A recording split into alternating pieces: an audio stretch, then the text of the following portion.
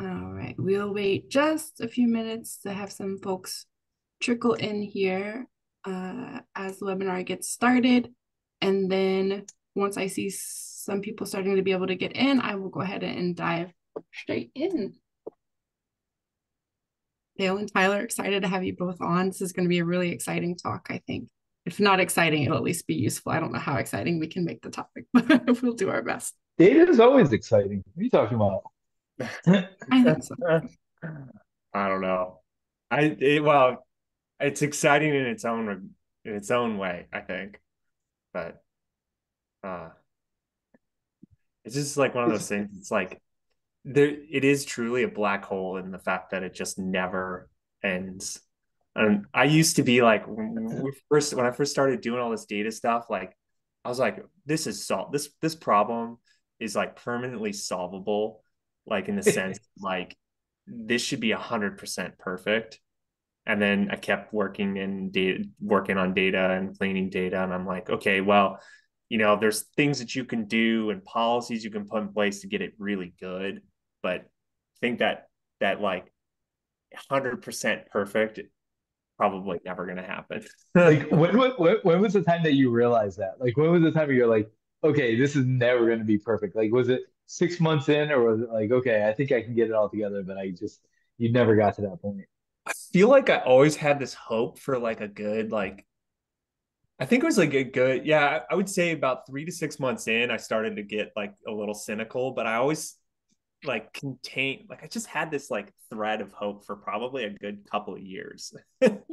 Like I can do this, I could solve this. But I mean, there's only so many spreadsheets of like 100,000 rows with trying to figure out why this data isn't this way that you can like tackle. And then And your eyes start bleeding. You're like, okay, I can't even like look at this spreadsheet anymore because the data is like even like hallucinating on the data that I'm looking at. yeah. Like if uh you told the AI image generator to do a spreadsheet, it always has like that like little bit of blurredness. It's like that's actually what it looks like to me right now. yep. Um, all right, guys. So I'm gonna cut in. I see some people starting to join, so we're gonna go ahead and dive in. Thank you so much to everybody for making time in your day to join us for this series. We're really excited to be offering this to the RevOps community. 8 weeks, 8 different topics, all related to annual planning to kind of hopefully help people along in their way and give you access to some of the best and brightest in RevOps for these important topics. So a couple of quick things here. Agenda is simple, intros and questions. For housekeeping here, feel free to ask any questions at any time in the Q&A box. We'll keep an eye on that the whole time during the session. And if you're able to share context around any kind of details about your company and your go-to-market that are relevant to helping us understand your question, that'll be perfect so we can give an answer that's most relevant to your specific context. There's the ability to upvote questions. So if you see something that resonates, feel free to give it an upvote so we can know that that's something that we want to make sure we address. And we will share the recording and a summary of the takeaways after the session. So keep an eye out for that. Without further ado, I'm going to toss it over to Tyler and then to Dale for introductions. And we're going to dive right into questions. Hello, everybody. I am Tyler Simons, and I head up customer success here at Fullcast. And the reason I'm here is because we've done a ton of data work for customers, and especially way back in the day, we had a data desk team that did a bunch of data cleaning and things like that. So got a lot of um, real world experience. And we were talking before, Dale, in just terms of just the cynicalness that comes with all this data cleaning. But I'm always happy to talk about this because it's I think it's like the foundation for everything that comes into planning and quota setting and all the stuff that you do within your annual planning exercise. So it's super important. Awesome. And I'm Dale Zwizinski. I'm the co-founder, and I call myself the go-to-market officer for Revenue Reimagined. What we do at Revenue Reimagined, we're a go-to-market agency. So we actually go everywhere from marketing, sales, revenue operations, customer success, and we are helping companies build out their revenue strategies, their execution strategies, and actually doing the execution. So we like to pride ourselves on being operators versus just consultants and making sure that whatever we're putting in place, we're actually helping executing the process on. But data is super important to us. I always say you can't make good decisions unless you have data, and you can always manipulate data, but at least if you have data, it's a good place to start. Awesome.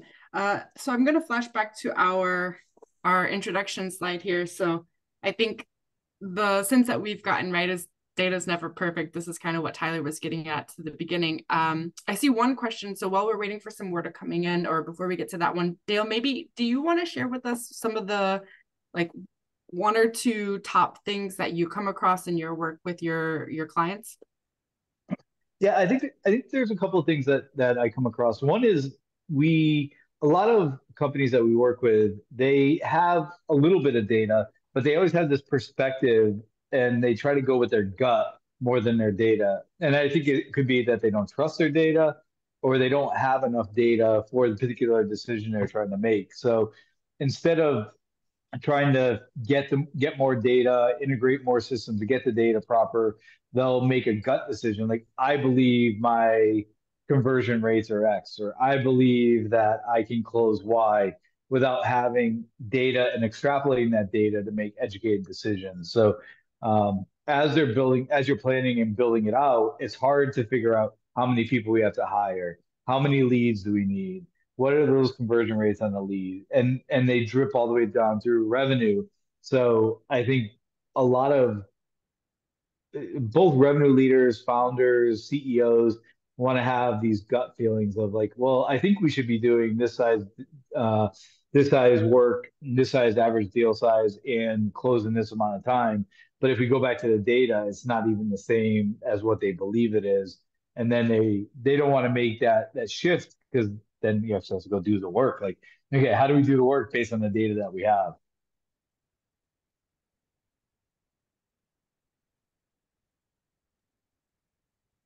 Tyler, I'm just curious if you had any experiences with that. I guess I think for me, like the biggest thing for me is everyone loves to kind of like it's the right term. I don't know, fungible. I don't. It's like they want to make they want to mess with the data, right? Like, and it is kind of along the same lines of what you were talking about, Dale, in the sense that like they want the data to tell the story that they believe in their heart. Yeah. And so what you'll do is make those changes to the data to like tell that story, and kind of align with what your belief is rather than just looking at that. And that even goes for like very tactical focus on that is like even with like planning, right? You look at a company and if you go look at a certain report, it might say that it has a certain number of employees or that it's located here, but you want to tell this story or you want to put it with this specific territory. And so you'll make changes to the data to make it sense to give it to this territory or whatever, right? Like all of those scenarios happen. And I think that, that leads itself to even more imperfect data as you start to like make exceptions to, whatever you want to further your cause or your story or whatever it might be. So yeah, We you can always manipulate data. So, yeah, you can always make the data tell the story that you want to tell as well. So I think you just have to be, I think we have to be honest with ourselves when we're going into some of these forecasting pieces, and it becomes a little tricky, right? So if you have investors or you're public, like people have expectations, and if you haven't set the expectation properly and you're coming from the top down versus the bottom up, I think when you're doing this planning, don't forget about going from the bottom up. Like you may want to say, I want to grow at whatever 20%, 30% year on year, but don't forget like underneath that number, there's number of staff people you need, number of leads you need, how you're going to convert on those. Like there's a lot of other things you need to think about than just the number itself. yeah, totally.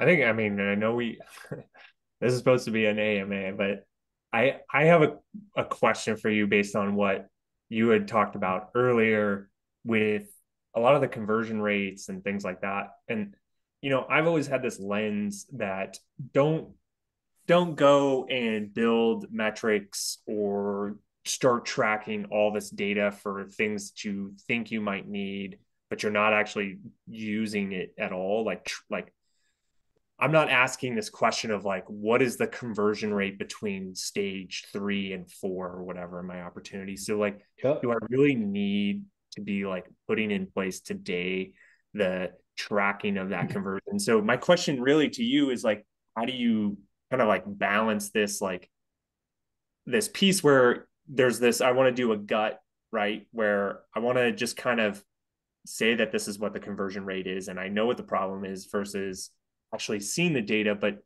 maybe you're not quite yet tracking the data to answer that question. Maybe that's there's two parts of it. I think I used to play soccer in college, so yeah, like if I didn't know where the goal was, like I wouldn't know where to kick the ball, yeah, right? So for me, like you got to put some of these targets out there, even if they're unrealistic or don't make any sense, to see like where your baseline is against target or against the goal. And then really figure out, okay, let's say you want your conversion rates at 25%. So if we have conversion rates, but your conversion rates are at 15%, like what's the delta? Is it like unrealistic goal expectations? That's one. Or yeah, is it that you really need better, your ICPs off, or your buying personas off, or your value propositions off? Like there's other things that the data tells you besides just that you're off by 10 points on your conversion rates. So then you can probably, if I saw those changes as a revenue operations person, I may go back to sales and marketing and say, okay, marketing, like it seems like we may be off on our ICP and bringing the wrong people into the funnel. That's why they're not converting down the line. yeah, And so I think having data and numbers for numbers' sake is wrong. Having data and numbers for prioritization of the places that you can change in your business is where we want to get to. Like, if we don't know what we're missing, then we're not sure what priority we need to run. So I think to me, when I work with a lot of like Series A founders, and what I always tell them is, even if the data is not great, let's start tracking it as soon as we can, because when you get to your Series B or you start getting like up rounds, you're going to need that data anyways. Let's get into the habit of tracking the data, and then we'll enable revenue operations later on to figure out how to strategize on the data. But yeah. if you don't start tracking that data until you get your Series B or you're going to get your Series B, that becomes a big issue because now you don't have any historical data and you're still guessing. Is there ever a point where you're just like, I've got too much data? Like, Um, it's there probably is, and I think it's probably not as bad as it used to be with generative AI and things that you yeah, can do with generative AI. yeah, I would say before, like, or you have really good revenue operations people and platforms that can do it. So if I have enough data, at least I can answer questions. Whether it brings up additional questions, that's another whole topic. Um, but if I don't have any data, I find it's more that people don't have enough data or they don't want to believe the data that they have. yeah. That makes sense. So What's the that's the first way question? I feel. I have a question. I think that's where you're headed, Tyler. I was Yeah. just curious. No, Yeah. the first question. Yeah. Okay, so this one, it doesn't have a ton of context maybe that you guys might need, but I think you'll probably be able to, it'll strike a chord enough to where you can definitely speak to it. So it says, every time we dive into planning, we come across inconsistencies in our data. Like that's a universal truth. How do you consistently ensure your data's quality and accuracy, especially when mapping out the year ahead? Um, yeah, I'll thoughts? let Tyler start. I have a couple of thoughts on this. Um, you know, for me, this is probably just gonna be the theme just because this is what always happens with data. But for me, it's like just like putting a process in place to maintain the data and make changes and update things throughout the year. Like, so a lot of times we used to see is like July, August, we'd get this request and it would be like, here are 50,000 accounts that have inaccurate data or inconsistencies. And I'm thinking about this from the planning side of things, like, oh, we need to have employee count updated. And there's all this stuff missing, or it's not matched to a data provider or whatever, right? There's all these problems that come up. And 50,000 accounts is a lot of accounts to fix in, I don't know, a couple of weeks before you really start to do your annual planning. And so for the best way to kind of like tackle that, so you're not cleaning 50,000 accounts in 2 weeks, is to just set up a process in a team or automated process, whatever it is that works best for you, to kind of keep things clean throughout the year. Like, it just needs to happen day in and day out. And so a lot of times what we've done for customers in the past was like, if it's not matching, there's like a person that kind of deals with cases. If an account is created and it doesn't match to a third-party data provider, then we go manually figure out that link. Or if there's a question about like the employee data needing to be updated, like a rep can submit a case to have that figured out in February, rather than let's try and solve for all of this stuff August, September. We're scrambling and waiting. And then now you're delayed on your actual planning exercise because data's not yet there. And then that's kind of like the big thing that for me that I always think about consistency is doing it day in and day out. Yeah. I'm going to jump off of that, Tyler, because I think the bigger challenge is if you need that data to run your business, then we should be coaching sales reps, marketing people, whoever they are, to get that data in the system. And if it's really needed, like you're going to have this data, like put rules around it in Salesforce or HubSpot that these are needed fields that they have to be filled in. And if you have inconsistencies in data, like we have to understand why. But this isn't something that we should be doing like once a year. This should be like once a week. And if it gets to the point where it's even that bad, when I used to run sales teams, I would put like I would tie some compensation to it. Like Mm. if you're not putting in, like if your deal when we go to close it isn't clean with all the data we need, all the consistency, everything we need to push the customer success, like we're not paying you on your commission until you get this stuff cleaned up. Um, I find that when you start doing that kind of stuff, when you're tying it to compensation, like you'll find out that your data gets clean real quick. Um, but I think making sure that the process in place, as I was saying, if there's certain fields that need to get are needed to be mandatory.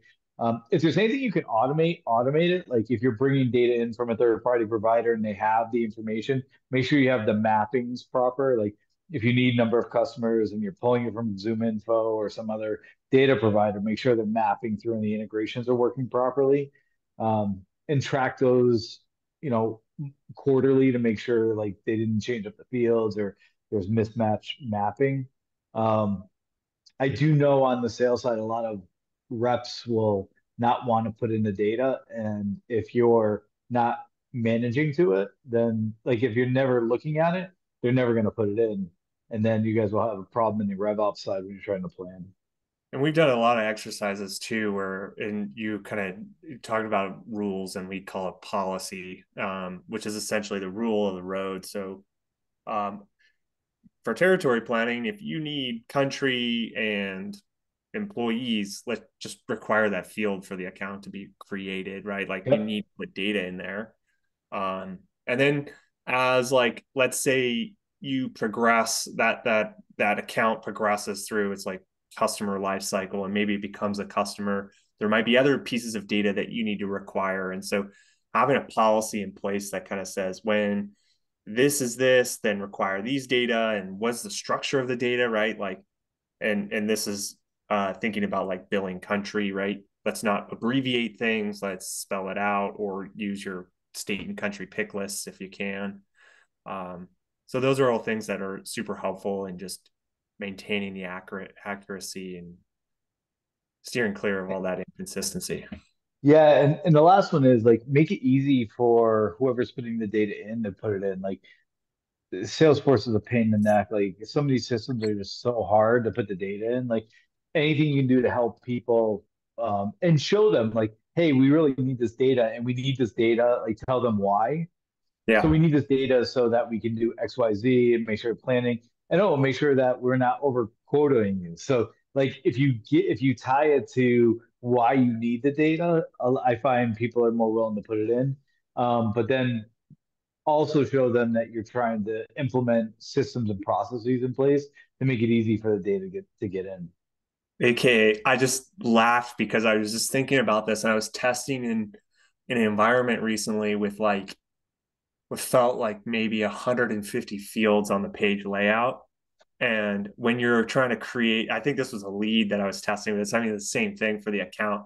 And you're trying to create an account, and these 5 fields are required, but they're in like all these different places, and you're trying to figure out where they're at. And all. It's just like, I just, I just want to create the account. Just let me create the account. Like, I don't want to have to like try and find all these fields. And piece of that is just making it easy, right? Is think about that. Like, if you're in their shoes, like, what would you want that process to be like? And just almost guided through it. And you can do that stuff in Salesforce to take people through this process and make it very, very easy for them to put that information in. Yeah, page layout and design super important. Like Yeah. we sometimes we forget about those. We're like, oh, we need these 5 fields, but like you put those 5 fields in the top and make sure they're always filled out. Now the other 400 fields that you have in there will never get filled out, right? Yeah. So like, and I think that's the other thing that I've always seen. Don't put extraneous data in there. Like I go into clients and they'll have these huge pages. I'll be like, what's this field down in like, the fourth box? And I'm like, oh yeah, that was like we never use that anymore. That field is like deprecate. It's like, well, why is it here? Like Yeah. the sales rep doesn't want to see that, so take it out.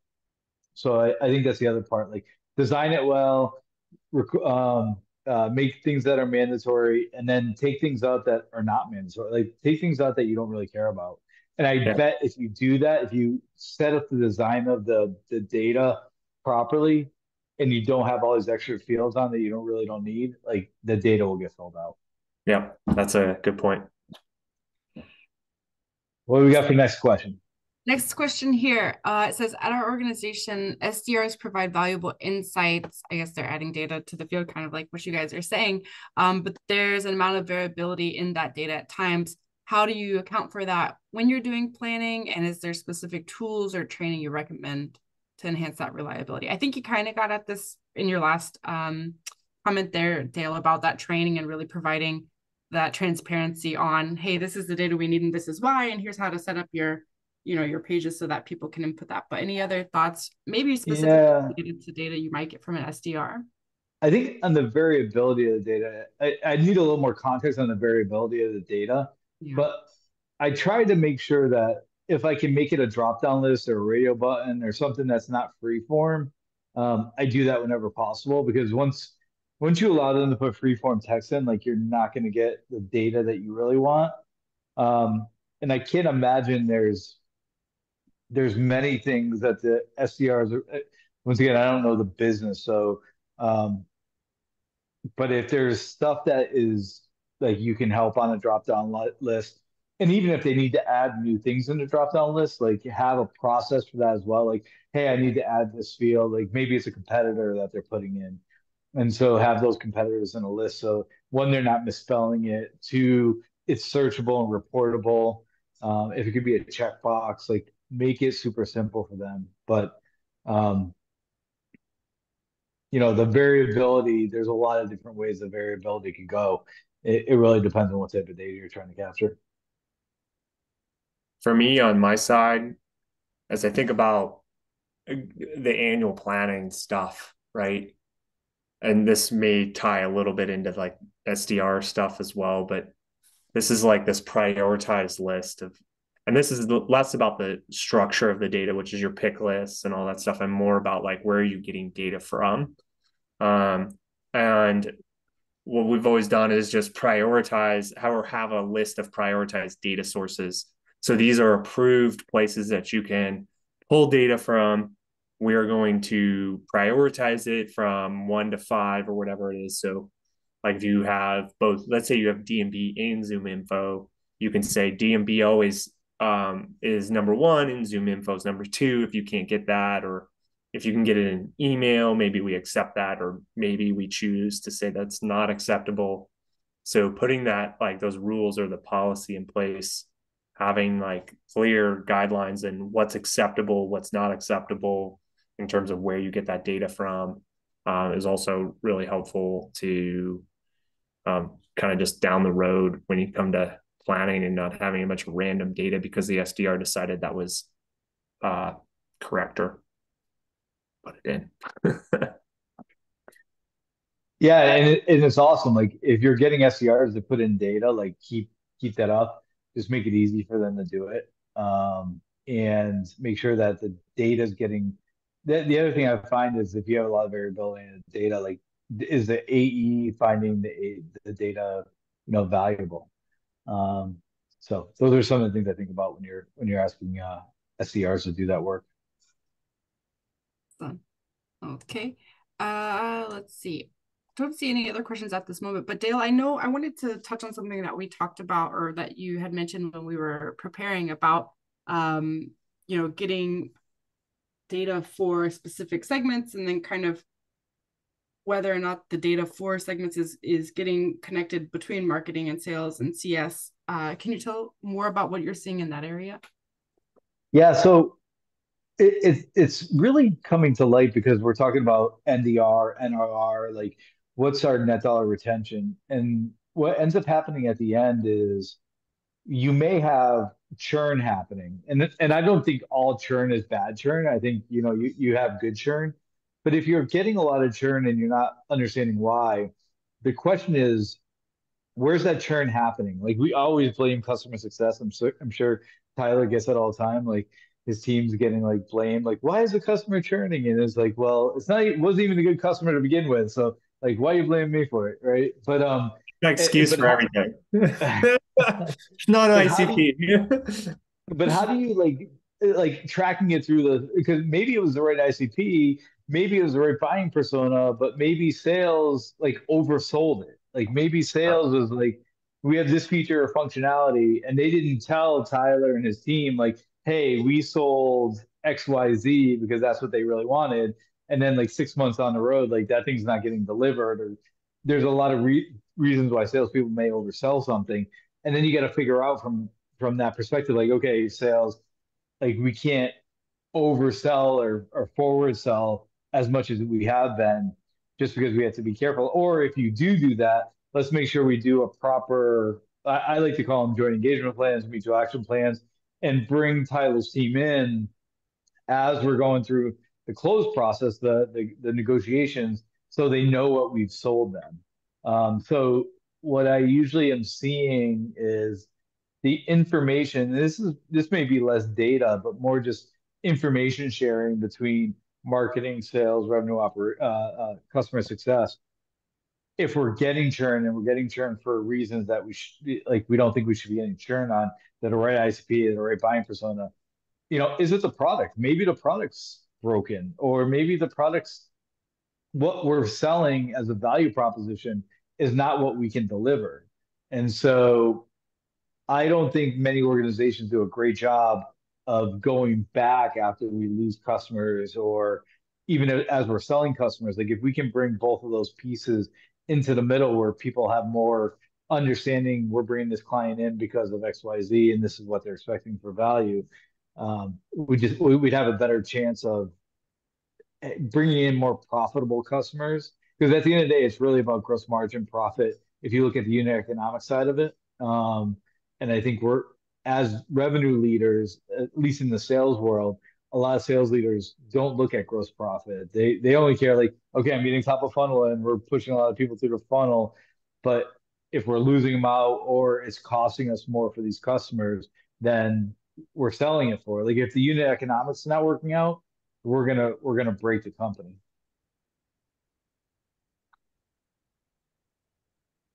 So how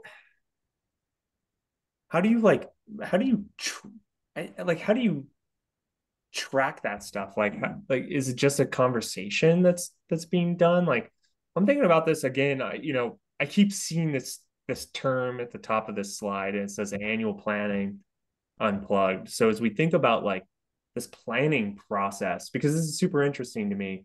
How do you like track these problems so that when you go through a planning process, you can make decisions around maybe territories or quota, or like, let's say each CSM or renewals person is held to an NDR quota or whatever it might be. Like, You almost have to like relook at your segments, right? Like, okay, if yeah, we're selling to mid-market, like, is that still the right segment? Does our yeah, ICP still match to our ICP? Is our buying persona still right? I think what happens a lot is people will build these things once and then they forget about them. But like the markets are changing so quickly. I'm seeing things happen every 3 months. So we started a podcast and we have to be super careful not to get like if someone does a podcast with us, we have to release a podcast in 6 or 8 weeks because if not, like things might have changed so much in the next 6 to 8 weeks that whatever they said 6 or 8 weeks ago may be out of date. yeah, But yet we have companies that have built like go to market plans or they're building on data that they had that could be a year old and they haven't updated the ICP. They haven't relooked at their avatars. They haven't relooked at their buying personas. They haven't taken a look and said, hey, Tyler, of everybody that's churning, have we done an analysis why they churn and trying to figure out where we broke down in the process? Because if yeah, someone's if someone's churning on a annual recurring basis, there's something that's broken. Either we didn't deliver enough value, we oversold it, or we're not selling to the right people. Like those are like three big things. And so we should be looking at that. I would say you should be looking at it on a monthly basis. So we're not waiting until the annual planning. Like I think annual planning to me is a bit of an old process. Like we should almost be planning in real time on a monthly basis. I know you can't do that. Like there is a whole planning process that you got to run. But if we're doing the right um, processes month over month that when you get to the annual planning process, people don't want to do annual planning because like it takes forever and you have imperfect data and it's like whatever you're going to say could be broken by the time you even roll it out in 24. Like if we start planning now, like do we have all the data that we can make educated decisions for 24 in October of 24, right? So it's changing so quickly. To me, to answer your question directly, I think we just need to do a better job communicating at the senior levels between the head of sales, the head of revenue operations, the head of CS and marketing, and make sure that the data is getting pushed back and forth together. yeah, that makes sense. And by the way, I do feel you'll hear this like this is not related to data, but annual planning is definitely like it's still here, but we are on the same page in terms of I feel like that's becoming less and less of a thing. And I feel like annual planning is more of like a finance activity. And Right. then the actual like go to market structure and allocation of resources and how you're going to like go to market is actually being updated, maybe not monthly yet, but At least certainly a quarterly. quarterly basis where Yeah. people are making adjustments. And it's no longer like, let's do all You this know, like market and then let's see what happens next year. And hopefully it works out for us. it's funny. I actually think it should be like this 12-month rolling process. So like a lot of companies that I've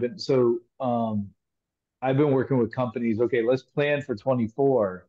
And then once we hit 24, like let's start measuring it monthly. So let's say right now we're saying in January, we need 1,000 leads at top of funnel. We're going to convert them at 25%, like whatever the conversion rates are to come up with 8 closed deals. And Yeah. so at the end of January, we connect into the CRM. We don't need the data anymore, and we close 5 deals. Well, now we have to reset February to December, like if we're on a calendar year. Yep. And so now we need more deals, but you'll start seeing the challenge become in June. So let's say we miss February again. Now we're starting to get in some trouble. Yeah. And if we wait till March to start making some decisions, like if we can make them in February as we missed it, we can say, okay, either our conversion rates are off, we need to hire another BDR. Like, what are the things we can do to change the trajectory? And then, like in March, let's say, end of a quarter, a lot of people push deals off at the end of the quarter. Then so if we were going to say like every month we had to closed 10 deals. And January we closed 8, and February we closed 7. So instead of 20 deals, we had 15 deals. But then in March we closed 30 deals, right? Now we can look at the rest of the year and make a better decision based on what's happening in this market at this time, because 2023 is maybe an anomaly year to what's happening in 24. Yeah. And so we can make better real-time decisions if we have the data that we can make those decisions on. Yeah. And that goes back to your like monthly cadence, and then keeping data up to date, like going through that process maybe once a week rather than thinking about it on an annual basis. So I think we've got I think you're in trouble if you wait even quarterly. I think you're like the like, how fast can you move if at the end of the first quarter you're off by a factor of 3? How fast can you move, and what are you going to change? Like, are you changing your conversion rates at top of funnel? Are you hiring another BDR? Are you fixing a leaky funnel at the bottom? Like, now you probably have another quarter to fix it. Now you're halfway through the year. Now you're back to annual planning for 25. Yep. Now we're like, You can't move fast enough. yeah. So you just have to adjust expectations for the entire year in terms of like, well, we're going to miss this year. Like, I Yeah. just don't think like you can like Q1, if you think about it, you review Q1 and in Q2 you decide you need to hire sooner. Like those people aren't going to be ramped to make any impact on the year by then. Whereas to your point, 100%. you realize in February things are not going, so you bring forward hires from September into March, and then they can get ramped in 3 months and then start producing, and maybe you get close, right? So Right. that's the difference. Yeah, like, how do I change the trajectory if things are not going well? Now, you don't want to jump too early, so that's why, like, too much data, the right data, like trying to work through those pieces. But I'd rather have too much data and over-index on something potentially than wait too long and like totally miss the whole year. Yeah, makes sense. Sorry, I mean, there was a little bit about data, but also The thing that comes to mind for me is like, is the whole part, because you guys have been talking about annual planning versus like planning all the time, right? And kind of always staying on top of that data and what's there and what's not. It's almost like, is the point of annual planning now, apart from the finance exercise, is it really just about prioritizing in terms of our topic today? Like, what data are we going to keep our eye on the closest? What data do we need to refresh weekly versus monthly? And really focusing in on those specific pieces of data that you're going to keep in check the closest versus the ones that maybe, you don't not care about as much, but aren't so central. Yeah, I think that's right. I think like, and the bigger the company you are, you probably need more annual planning. Like, yeah, I think you really need annual planning a lot if you're thinking of like new segments, new regions, new like things you haven't really thought through before. But if you built really good stuff out, like, why go lock yourself away for a month without like knowing, like, you should have a really good idea what your 24 should look like. Now, that's from a bottoms up perspective, but from a top down perspective, you may get finance saying, hey, the investors or whatever are thinking that we need to grow at 100%. And it's like, okay, well, that is going to take a lot of bottoms up planning, because we need to figure out what our staff looks like, how our coverage looks like. Like, are we going to break the CS team? Like, yeah, I think CS always gets left out in the dark, right? So we're like, let's go hire a bunch of BDRs and salespeople, and we're going to spend a bunch of money on marketing to fill the top of the funnel. But they always forget, like, as we're closing more business, like, we need to hire more CS people. And so that the data that helps you plan all of those things out, because data isn't only for like what your numbers and conversion rates are, but what your staffing plan look like. Do you have enough to cover that plan? What happens if now the market's starting to take off and you have to, instead of paying them $75,000 a year, you have to pay them $95,000 a year, right? Like, those data points are super important, because once again, they all affect gross margin at the bottom line. Hmm. And if us as revenue leaders can go back to find, like, I find the biggest problem is that revenue leaders in finance don't talk the same language.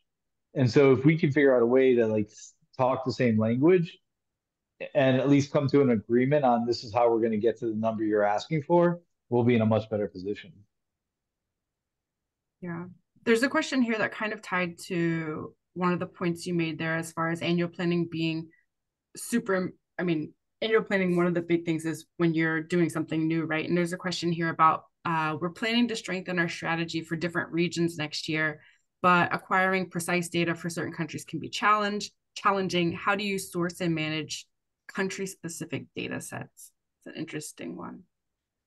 Yeah, I think it depends on the country. Some countries, especially when you start talking about like the European Unions and GDRP, and like even if you get the data, like what are you going to do with it? Like if you can't call them and you can't email them because you're going to get fined 3 million euro or 300,000 euro for every contact, like is it worth it?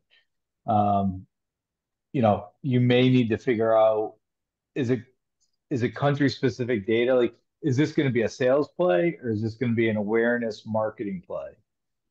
And I think that's the first thing you need to think about. And then you have to talk to the data providers, like call ZoomInfo, call Apollo, call any of the data providers that you have out there and have them send you a sample set. Like, I need data in X. And if you have a really good sales rep at one of these data providers and they don't have it, they should be able to point you in the right direction. Like, we're getting to a place in the revenue and sales and marketing worlds that if you do right by people that are needing information, like once again, if they need data from, the UK or Australia or some other country, um, point them in the right direction. I don't know. I believe in karma. I think you do right by the people it comes back to.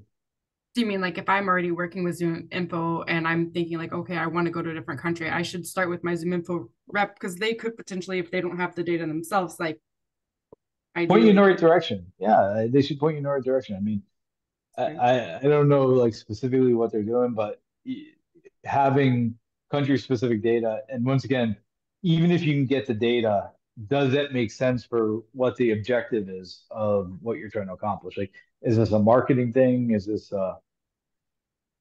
like what are you trying to do with the data? Yeah. I think for me, like certainly GDPR is a big thing. A lot of that's contact specific. And my lens is always like on the account side. And it's always helpful to have when you go through like a TAM exercise and you're trying to figure out, well, like how many people do we really need to have to support the market, and whether you do like if it is in the European in the EU, and you can't really like do any cold outreach, and it's going to be an awareness thing, but at least knowing the types of accounts that are out there, how you can then make decisions on like how you can segment out the EU across your resources will be key. And so you're going to need to get that data from somewhere, and maybe Zoom Info or D&B or whatever data provider out there that you have just isn't cutting it. Certainly, maybe they can help you with that, or you might have to go try and find out another provider and kind of merge all that data together. And so a lot of times, and a lot of these countries do have like there's like a specific data provider for that country. And even on the DMB side, and this is only because I have a ton of experience with DMB, but DMB has a bunch of partners that are data providers. And, one specific example is like in Japan, there's a company called TSR, and they are just data relating to Japanese companies, but they also provide DUNS numbers. So it's not really DMB, but they kind of all talk to each other because it's a partner thing. And so you could go to TSR and buy specific Japan data from them and augment that all in with your whole data set. So there's a lot of different options there. And I'm sure there's plenty of other partners out there working with other data providers, and you can kind of figure that out and couple together. But don't go buy data for Vietnam if you're not going to go sell to Vietnam. So just like only spend the time and effort on countries that you're truly going to go and want to tackle. Okay, I'm trying to be mindful of time here. We have another question that's kind of related to data sources. I'll put it out here and then you two can let me know if there's any, I don't know. I don't know if it's too different of an answer from our previous one. We're bullish on the SMB segment for next fiscal year's GTM. Are there any data provider tools you recommend for this specific segment? That's all you do. I don't Yeah, I know. mean, I think it is a very similar answer. Where you get like I always ask all the data providers to give me a sample of the data and then ask the specific question like how many records do you have? Like how many records for XYZ do you have? Um, there's data enrichment providers, there's data providers, and what kind of data do you really need? Like, do you need phone numbers? Do you need emails? Do you need size of company? Like, do you need like what data you're looking for? Are you looking for data that is specific to the tech stack they're running on? There's a lot of different parts of data that you may need. So reach out to the data providers. I mean, part of it is like it's interesting. You can even ask ChatGPT some of these questions and they come back, or Claude or like some of these generative AI platforms. I'll ask certain questions on like, hey, give me the top 20 accounts that look like this. And they'll go out and give me a top 20 accounts that look like a lookalike account that I'm trying to find. So that's a bit of a different answer to try to find like additional customers if you're kind of starting out small and trying to figure out a segment of the market. Let's say today you're selling into mid market and you want to go down to SMB, or you're SMB and you want to go to mid market. Like you can start asking the generative AI some questions that should bring back data information. It'll go back through some PDF files. So um, that could be another place where you can try to find some of this information out. When you're evaluating data providers and you've got this sample set, what do you look at? Do you just like kind of glance at the data until you're like, There's two guys, things. So I look at the data. I'll run it through. Like I'll go look at the customers. I'll look at the how many contacts are in that company that are actually my buying persona. I always break ICPs out from buying personas from a data perspective. yeah, Um, so if I'm looking at companies under, let's call it SMB, like companies under 1,000 employees, but I'm selling to revenue operations people, like, but they have no RevOps people. Well, that customer doesn't do me any good because they don't have anyone I'm selling into. So it's not only the ICP side, but then it's also the buying persona. So you need to know who you're selling to and what the attributes are for that sale, and yeah, then make sure that the data, not only at the company level, but at the contact level, you can get to. got And it. then and then the second question is, okay, now that I asked you about this specific niche, how many records do you have for what I asked you for? Because they may give you a sample of 20, but maybe they only have 25 records. That's not going to help me. Maybe short list. Yeah, yeah, exactly. Great answer. Okay, I have one more here. I think that's probably going to do us. I don't, to be totally fair, I don't know that I 100% understand this question. My organization is encountering some challenges with opportunity ownership data in our recent forecasts. How do you manage and maintain clarity in this area, especially when setting out plans for the upcoming year? Yeah, it sounds like a data quality issue in terms of like as you're segmenting data or you're building territories out, if you have somebody leaving a territory or you're trying to like segment the new territories, like how do you align ownership with those? I mean, this is a territory problem probably, or a data problem on the records. So unfortunately, it may be manual. Like some of this may be manual to fix it. But to me, this sounds like an internal data issue. You're allowing records to go in the database that have no owners to them, and then so try to catch it before it goes into the database. Yeah. I just thought like my thought was audit reports and having processes in place to make sure that things stay aligned, and then your audit reports are kind of spitting out discrepancies or things that failed or whatever it is that you need to go fix. Yep, Yeah. 100%. I mean that stuff's gonna get weird sometimes. So Yep. Okay, sweet. So I don't see any other questions right now. Since we're ending or getting towards the end of the time we have allotted, either of you, both of you want to share a silver bullet? If somebody's listening and they need some data inspiration for their coming months, what would be a good takeaway for them? I'll go first since we'll just, give Dale a couple minutes to, well, maybe a couple seconds at this point, because mine's simple. Eliminate, I'm going to try to do this in a sentence. Eliminate inconsistencies through consistency, which essentially means consistently reviewing your data, updating it, fixing it throughout the year will help you kind of get rid of the inconsistencies. Yeah. I'm gonna I'm gonna go a little bit of the same nature, but it's don't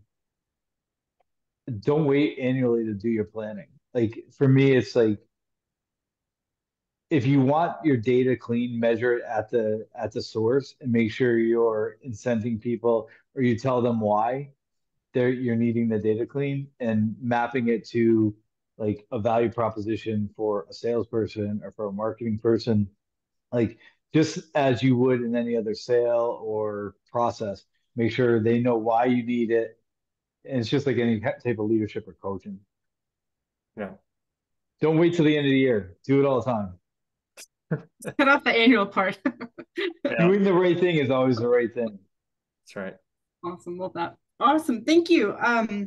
Dale, thank you so much for taking the time to share your insights with us. It's been fabulous having you and a lot of good stuff that I hope folks were able to take away from today. Really quickly, I'm going to plug our next session here. So next week, same time on Tuesday, we're going with session number 2 on analysis, moving past like what does your data look like? How are you going to analyze your past performance and trying to parse out the difference between things that are anomalies and trends. And we have Anthony Enrico, who's the founder over at Lean Scale, who's going to join us for that one. So folks should definitely show up for that one as well. But yeah, thanks so much, Dale, Tyler. It's been great having you. And we look forward to seeing you later. Thanks, Thanks, Theo. guys. Have a good one. Bye. See ya.